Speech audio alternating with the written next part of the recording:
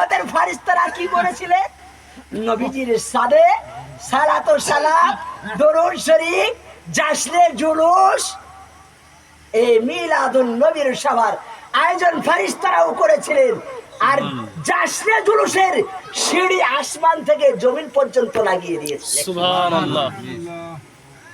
এই কাজ আহলে সুন্নাত ওয়াল জামাতে সকল বাবা জীবনেরও করে।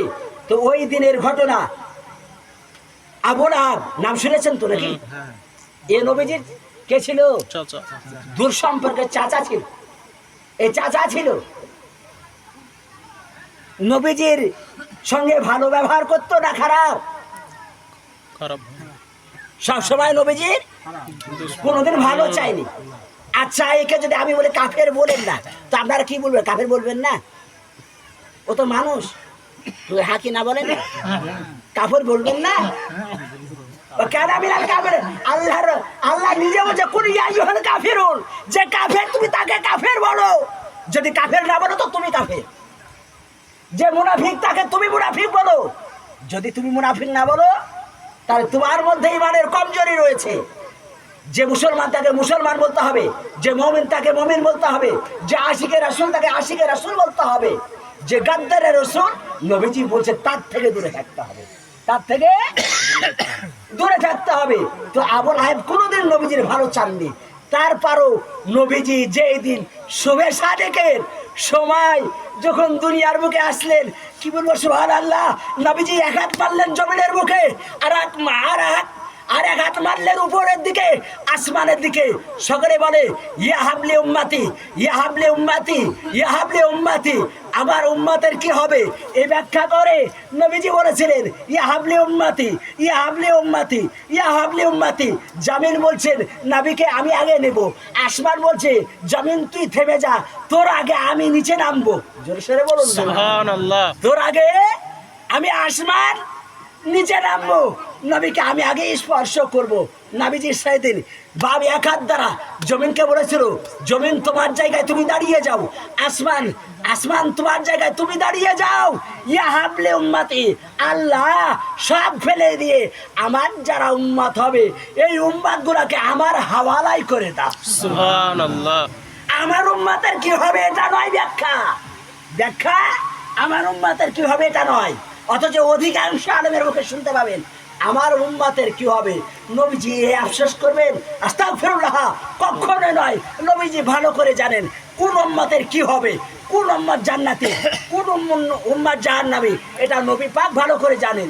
তাই নবীজি আসলেন ওই সময় মহিলাগণ দাসী খাটতেন। তা আবু লাহাবের ঘরে যে দাসী থাকতো তার নাম ছিল সুয়াইবিয়া। কি নাম বললাম বলো? সুয়াইবিয়া। দাসীকে কেউ ভালোবাসে, দাসীকে কেউ ওয়া মানুষের মতো অত্যাচারও করে না? দাসী মানে দাসী। কিন্তু যাকে বিবেক বুদ্ধি দিয়েছে সে তো কোনো সময় নিজে ভাববে না দাসী যে আমিও যেমন মানুষ সেও তেমন মানুষ। তো আবু লাহাব এই ভোর রাত্রিতে সকলের ঘুম ভাঙে গো, কিংবা হাকি না বলেন না, সকলের ঘুম ভাঙে অতি সকালবেলায় ভোরবেলায় সকলের ঘুম ভাঙে। কেননা শয়তান যত দলবল থাকে সমস্ত দলবল নিয়ে নবীজির উম্মতের কাছে ঘুরিয়ে দেয় যত খবরদার ফজরে না উঠে, ফজরে। আর এই চাটকিতে অধিকাংশ উম্মত পড়ে যায়, এতে উম্মত পড়ে যায়। যারা পড়ে যায় তারা ফেসে যায়, আর যাদেরকে ফেলতে না পারে মুয়াজ্জিনের হাইয়া আলাস সালাহ, হাইয়া আলাল ফালাহ এই ডাকের সাড়া দিয়ে আল্লাহর সঙ্গে দিদারে দাঁড়িয়ে যায়। সুবহানাল্লাহ। তো সুয়াইবিয়া এই ভোরবেলাতে গিয়ে দরওয়াজায় এখনো ঝুঁকি আছে, শুভে সাদিকের সভাতে গিয়ে আবু লাহাবের দরওয়াজায় খিড়কি নড়াচ্ছে, খট খট খট খট খট করে নড়াচ্ছে, মালিক উঠুন, মালিক উঠুন চিৎকার করছে। এহন অবস্থায় আবু লাহাব উঠে না, একাত ওকাত একাত করে, টাইম পার হয়ে যায় শেষ পর্যন্ত। আর নিজেকে রুখতে না পারে, নিজেকে বরদাস্ত আর করতে পারছে না। মনে হয় যে এক কবে পেরে দুই কবে যাবে না। এ হলো আবু লাহাব। সঙ্গে সঙ্গে ঠিক আছে তুই যেও, আমাকে এই গভীর সকালবেলায় অতি ভোরবেলায় ডাকার কারো হিম্মত হয় না, তুই যে ডাকতে এসেছিস তোর দফা আজকে ঠান্ডা করে দিব, তোকে আর বাঁচিয়ে রাখবো না। সঙ্গে সঙ্গে উলঙ্গ তলোয়ার বের করলেন। এবার বলছেন আবুল আহাব, আগে দরওয়াজা খুলবো, মুখ দেখে যে হোক আগে মারবো, তারপরে কোনো কথা।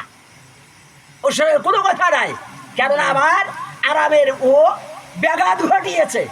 সঙ্গে সঙ্গে দরওয়াজা খিড়কি খুলে দিয়েছেন। আবুল আহাব তালোয়ার তুলে নিয়েছেন, মেরে দিবেন তালোয়ার।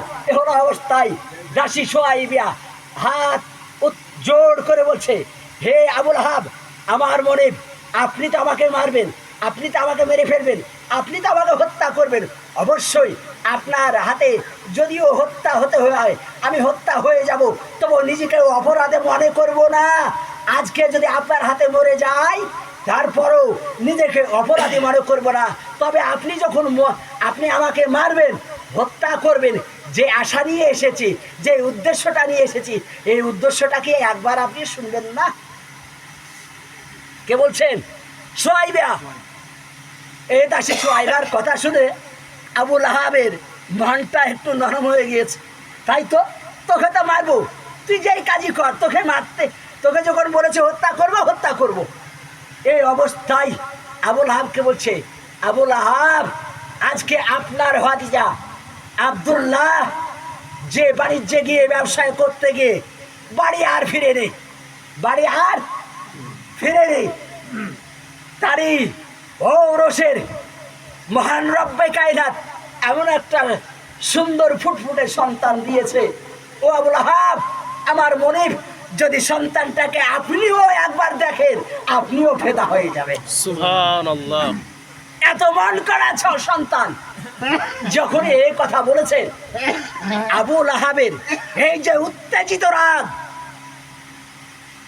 যে রাগে কন কন করে ফেটে উঠছিল, সমস্ত রাগ নবী পাকের জন্ম হওয়ার কারণে, আল্লাহর জন্মের সংবাদ শোনার কারণে কি নরম পড়ে গেল। নরম পড়ে যখনই গেল, সোয়াইবিয়া, আজকে আমার ডিসিশন ফাইনাল, ডিসিশন চেঞ্জ হয়ে গেল। আমি যে সিদ্ধান্ত নিয়েছিলাম সেটা পরিবর্তন হয়ে গেল। বলে কেন?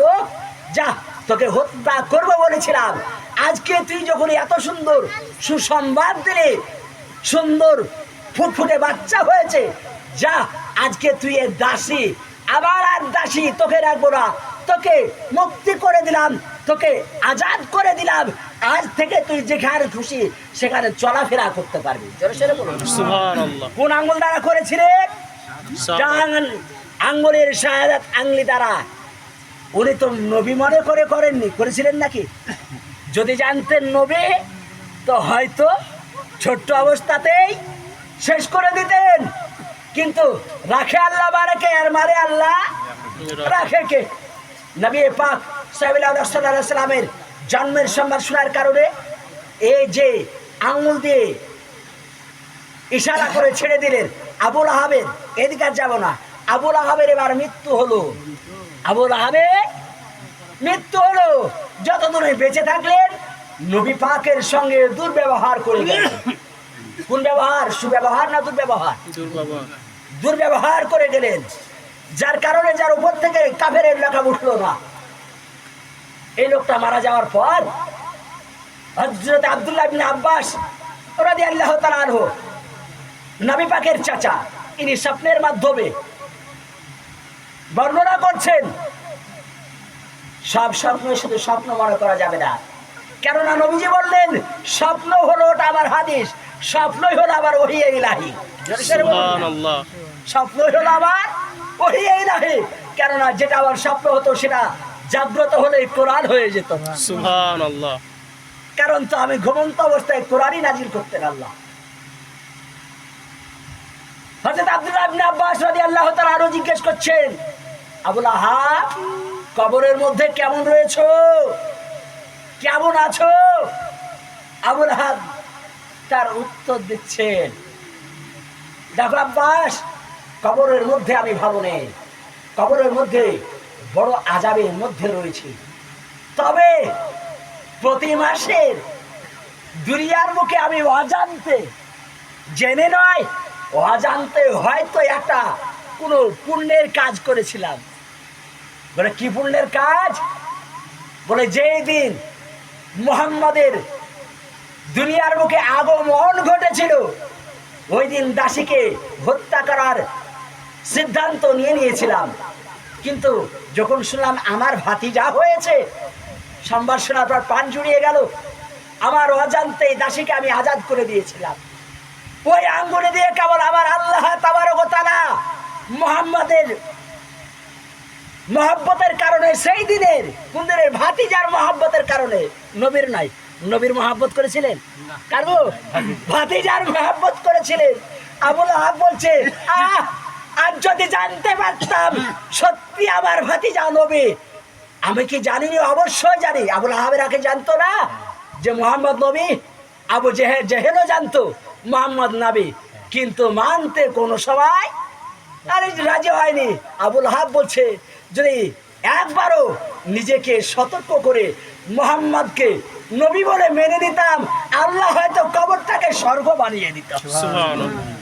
কবরটাকে স্বর্গ বানিয়ে দিতে বলে কেন? রবিউল আউয়াল মাসের 12 তারিখে সোমবারের দিন, যেই দিন চলে আসে দুনিয়ার মুখে মুমিন যারা হয় জুলুস বের করে, কিসের কারণে? নবীজিদের মহব্বতের কারণে, নবীজির ভালোবাসার কারণে।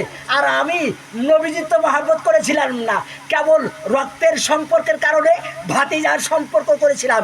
এই ভাতিজার সম্পর্ক করার কারণে আল্লাহ তাআলা কেবল ওই দিনে আবার শাহাদাত আঙ্গুলিতে মধু জারি করে দেয়, মধু জারি করে দেয়। সেই দিনগুলিতে কেবল মধু চুষতে থাকি, শাহাদাত আঙ্গুলে চুষতে থাকি, যে যতক্ষণ চুষতে থাকি সেই দিন ভরপুর গোটা দিন মান পর্যন্ত আল্লাহ তাআলা কবরের আযাবকে আমার হালকা করে দেয়, কবরের আযাবকে কমিয়ে দেয়, কবরের আযাবকে বন্ধ নয় হালকা করে দেয়, কমিয়ে দেয়। কিন্তু একবারও যদি নবীকে মেনে নিতাম নবী বলে, তবে অবশ্যই আল্লাহ তাবারক ওয়া তাআলা আমার জন্য কবরটাকে জান্নাতের টুকরো বানিয়ে দিতেন। মূল পয়েন্ট হলো এবার একজন আবু লাহাব যে কাফের, সে যদি এত বড় বরকত পায় ভাতিজার মহব্বতের কারণে, নবীজি বলেছেন বাপ আগে নয় নবী আগে, মা আগে না। আমি হাদিস পড়ছি না, বক্তব্য শেষ করে দিব। বাপ আগে নয় নবী আগে, মা আগে নয় নবী আগে, সারা পৃথিবী আগে নয় নবী আগে। তো আবু জেহেল তো পরে মহব্বত করলো, যদি নবী বলে আগে মহব্বত করতো সবার আগে জান্নাতে যেত। সুবহানাল্লাহ।